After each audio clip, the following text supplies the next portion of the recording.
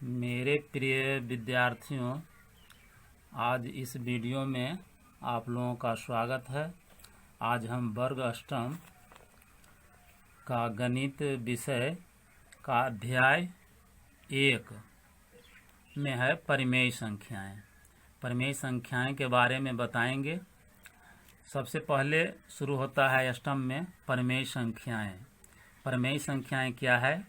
वैसी संख्याएं जो p बाई क्यू के रूप में रहता है, जहां पी क्यू कोई पूर्णांक हो, q equal to not zero तथा p और q में कोई उभयनिष्ठ गुणनखंड नहीं हो।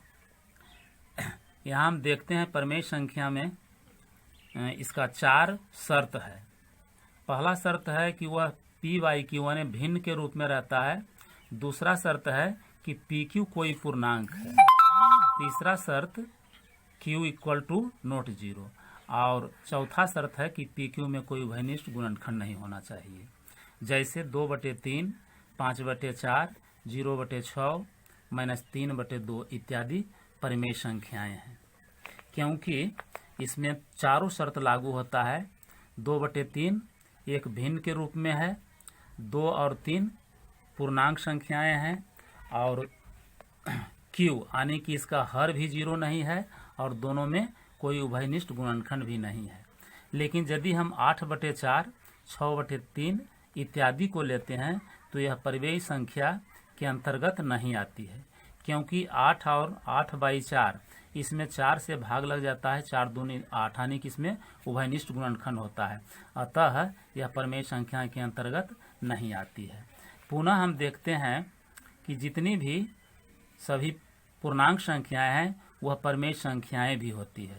जैसे -2, -1, 0, 1, 2, 3 इत्यादि लेते हैं, और यदि इसके परिवार में हम सब में नीचे हर को 1 बना देते हैं तो प्रत्येक पूर्णांक संख्याएं परिमेय संख्याएं बन जाती है।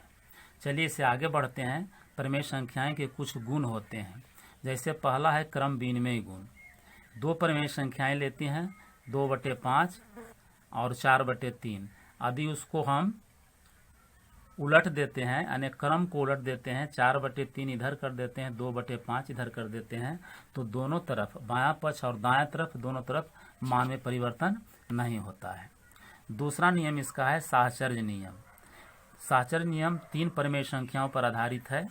जैसे 2/3, 5/3, 1/2। इसमें 2/3 को बाहर कर लेते हैं, 5/3 और 1/2 को जोड़ का चिन्ह दे करके ब्रैकेट के अंदर रखते हैं। इक्वल में दायां तरफ हो जाता है 1/2 और प्लस 5/3 को ले लेते हैं ब्रैकेट के अंदर, और 1/2 को निकाल देते हैं। जब इसको सोल्यूशन करते हैं तो दोनों तरफ मान बराबर आता है, इसलिए साहचर्य नियम का भी पालन करता है। तीसरा है वितरण नियम।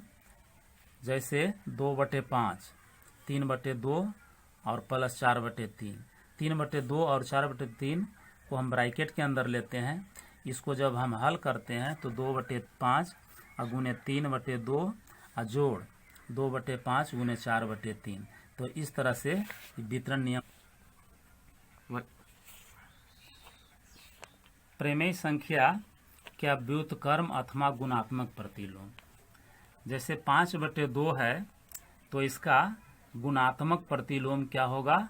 2/5 होगा, क्योंकि दोनों को जब हम सोल्व करेंगे, गुणा करेंगे, तो इसका मान 1 आता है।